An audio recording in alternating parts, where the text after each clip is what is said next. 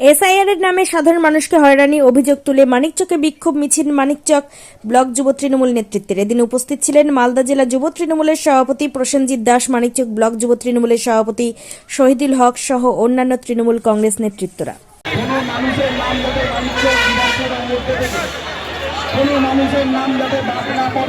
আমাদের দল, আমাদের সর্বভারতীয় সভানেত্রী মমতা বন্দ্যোপাধ্যায় এবং সর্বভারতীয় তৃণমূল কংগ্রেসের সাধারণ সম্পাদক অভিষেক বন্দ্যোপাধ্যায় সুপ্রিম কোর্টের লড়াই করে, যে লড়াই আমরা বলেছিলাম যে যত লজিক্যাল ডিসক্রিমিনেন্সির তালিকা মানুষের প্রকাশ করা হোক, সেটাই সুপ্রিম কোর্ট বলেছে যে লজিক্যাল ডিসক্রিমিনেন্সির তালিকা প্রকাশ করা হোক। আমরাও চাই আমাদের লজিক্যাল ডিসক্রিমিনেন্সির তালিকা মানিকচক বিধানসভার মধ্যে যত মানুষের নাম আছে সেই নামের তালিকা দেওয়া হোক।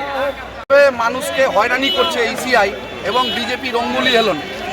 আজকে আমরা আমাদের দল সর্বভারতীয় তৃণমূল কংগ্রেসের সভানেত্রী মমতা বন্দ্যোপাধ্যায় এবং দলের সর্বভারতীয় সাধারণ সম্পাদক অভিষেক বন্দ্যোপাধ্যায় আমরা সুপ্রিম কোর্টে যে মানুষের ভোটাধিকার রক্ষা করার জন্য যেভাবে পাশে দাঁড়িয়েছে এবং তৃণমূল কংগ্রেসের জন্যই বাংলার ভোটারদের একটা বিরাট আইনি জয় হয়েছে, যার ফলস্বরূপ আজকে মানুষ দুশ্চিন্তার মধ্যে যে ছিল যে কিভাবে আমার নামটা বিজেপি ইসিআইকে ব্যবহার করে নাম কেটে দেওয়ার চক্রান্ত করছে।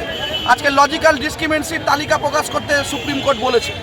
আজকে বিএলএ 2দেরকে নিয়ে সমস্ত ভোটাররা তাদের এই ভোটাধিকার কেন্দ্রে আসতে পেরে তাদের নামের তালিকা জমা দিতে পারবে, ফর্ম জমা করতে পারবে। স্বাভাবিকভাবে এই যে সুপ্রিম কোর্টে আইনি লড়াই করে তৃণমূল কংগ্রেস যে মানুষের বাংলার ভোটাধিকার রক্ষার জন্য মানুষের পাশে যে দাঁড়িয়েছে, এটা একটা বিরাট জয়। আর দুদিন আগে কংগ্রেসের যাদের পার্টি অফিসে দুটো লোক নাই তালা খোলার, তারা এসছে এখানে মানুষকে বিভ্রান্ত করতে। আমি প্রত্যেকটা মানুষকে, মানিকচকের মানুষকে বলবো যে আপনাদের সকলের কাছে অনুরোধ, এই বিজেপির যে বি টিম কংগ্রেস, এদেরকে চিহ্নিত রাখুন।